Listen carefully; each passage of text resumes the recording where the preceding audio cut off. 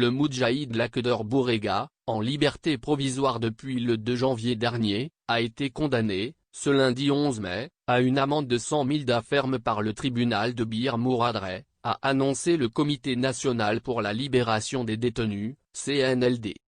Pour rappel, Lakhdar Bourega a été remis en liberté provisoire le 2 janvier, après avoir passé 6 mois en détention provisoire. Il avait été arrêté le 29 juin 2019 et placé en détention provisoire le 30 juin 2019.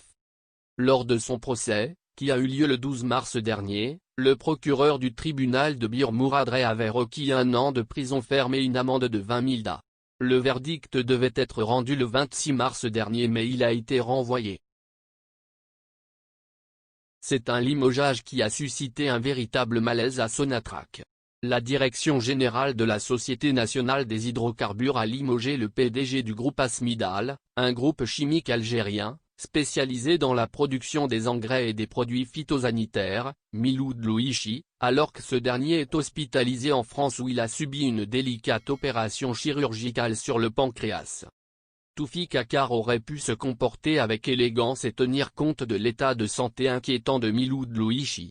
Il aurait pu nommer un PDG par intérim en attendant le retour de Miloud Louichi et ensuite organiser une cérémonie de passation de consignes afin de faire une transition douce et tranquille. Mais au lieu de cela, il a limogé un homme malade qui a subi une délicate opération chirurgicale à l'étranger et qui demeure encore bloqué à l'hôpital, s'indigne ainsi une source au sein de la direction générale de Sonatrach. Plusieurs autres cadres dirigeants ont exprimé leur mécontentement face à ce comportement qualifié inélégant et d'indélicat. En réalité, Toufik Akar s'est montré empressé de remplacer le PDG d'Asmidal pour la simple raison qu'il voulait placer à ce poste l'un de ses amis intimes, un certain Ouia Mohamed, un ancien dirigeant de Naftal où il avait dirigé la division commerciale régionale de Sétif et ensuite celle d'Alger. Il a ensuite dirigé la direction lubrifiant et pneumatique au niveau de la direction générale de Sonatrach à Alger. Mohamed Ouia et Toufik Akar se connaissent depuis leur cursus à l'Institut national des hydrocarbures et de la chimie de Boumerdeh. Selon nos sources, Toufik Akar est en train de procéder à un mouvement général à la tête de plusieurs filiales de Sonatrach. Malheureusement, ce mouvement n'est pas mu par la nécessité de la performance et la promotion des nouveaux talents. Comme pour Asmidal, Toufik Akar sélectionne ses amis et copains dont certains ont un parcours totalement inadéquat avec leur fonction. Le népotisme vient s'ajouter à la crise financière qui paralyse en ce moment Sonatrach, la seule source pourvoyeuse de devises pour l'État algérien. Algérie reviendra sur ce dossier avec de nouvelles révélations dans ses prochaines publications. Le ministère public près le tribunal correctionnel de Skideka a requis, hier, 7 ans de prison ferme, assortie d'une amende, à l'encontre de l'ex-patron de la brigade de recherche et d'investigation, BRI, d'Annaba, poursuivi pour corruption, apprend-on de sources judiciaires. Une peine de 3 ans de prison ferme, assortie d'une amende, a été requise à l'encontre de son complice, propriétaire d'une parfumerie, sise aux arcades du cours de la Révolution. Le procès en question s'est déroulé, selon la même, à distance par visioconférence, et ce, en raison de la crise sanitaire du Covid-19. En effet, il s'agit là d'une première audience de ce type à Annaba, voire même dans la région de l'Est algérien, dans laquelle les participants sont distribués entre 2 sites, l'un à Annaba, l'autre à Skideka. Cette affaire qui a fait couler beaucoup d'encre, remonte à la première semaine du mois d'octobre 2019. Cet ex-cadre supérieur de la police, avait été interpellé en flagrant délit de corruption, grâce à une souricière judicieusement préparée par les agents de la brigade criminelle de la sûreté de la Wilaya. Dans cette affaire, la police avait agi suite à une plainte déposée par un citoyen. Ce dernier, avait saisi le procureur général d'Annaba. Le plaignant en question avait été extorqué auparavant de plusieurs sommes d'argent par cet officier, en contrepartie d'une protection policière, selon les aveux de la victime. L'officier a fait miroiter à sa proie, qu'elle est citée dans une affaire scabreuse et que lui seul peut la protéger, indiquent les éléments de l'enquête. L'arrestation avait eu lieu, rappelle-t-on, le 6 octobre dernier vers 20 h sur le cours de la Révolution, au centre-ville, à la sortie d'une parfumerie, sise aux arcades, lieu du rendez-vous. Il avait été arrêté par les limiers de la brigade criminelle de la sûreté de la Wilaya en flagrant délit de corruption. Il était en possession de 50 000 $, un costume et une boîte de confiserie. Au lendemain de son arrestation, le principal accusé et son complice avaient été placés sous mandat de dépôt par le magistrat instructeur de la première chambre près le tribunal d'El Hadjar à l'issue de plusieurs heures d'audition. Dans la lutte contre le Covid-19, l'Algérie vient de franchir un pas important en produisant les tests de dépistage rapide du coronavirus. En effet, la société Vitalcare a entamé ce lundi le processus de fabrication de ces tests de dépistage avec de grandes ambitions. Notre société, spécialisée dans le diagnostic, a été créée, fin 2016.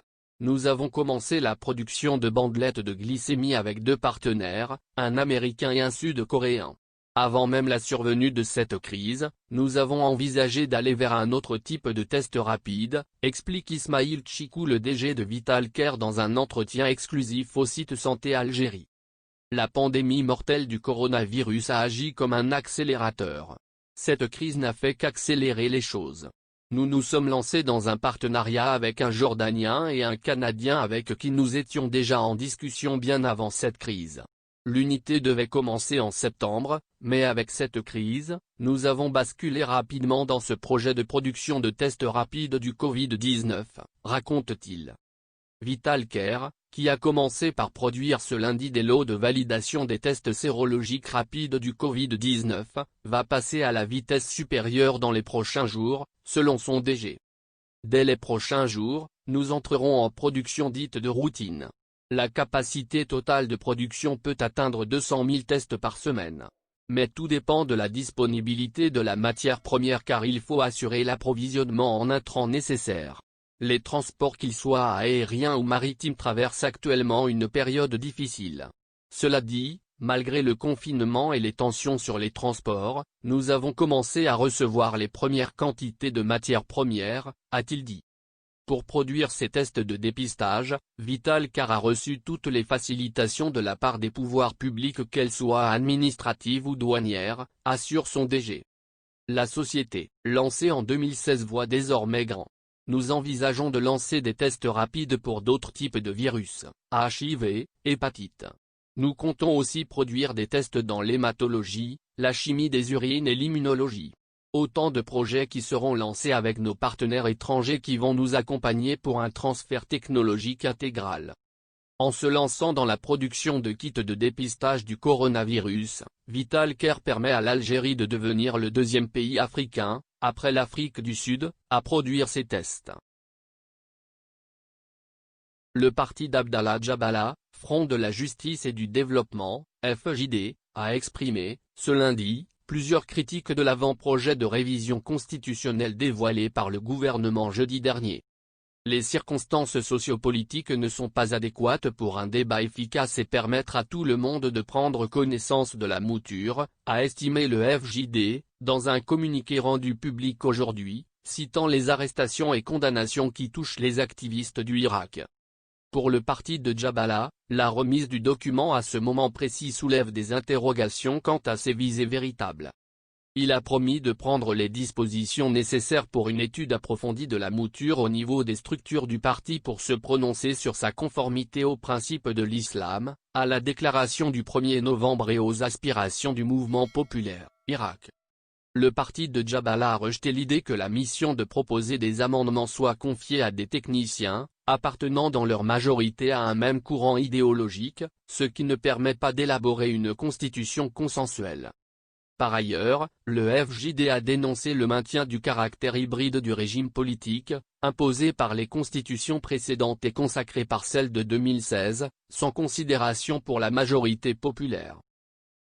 Salut cher auditoire, ravi de vous annoncer que nous avons lancé une nouvelle chaîne, Mise à jour Télévision Monde. Si vous êtes intéressé aux actualités internationales, veuillez s'abonner s'il vous plaît, vous trouverez un lien dans la description. Merci. Dis-nous ce que vous pensez et laissez votre avis dans un commentaire. Abonnez-vous, et partagez la vidéo. Merci pour votre attention et n'oubliez pas de rejoindre la communauté Mise à jour TV, ça fait plaisir de voir un nouveau membre.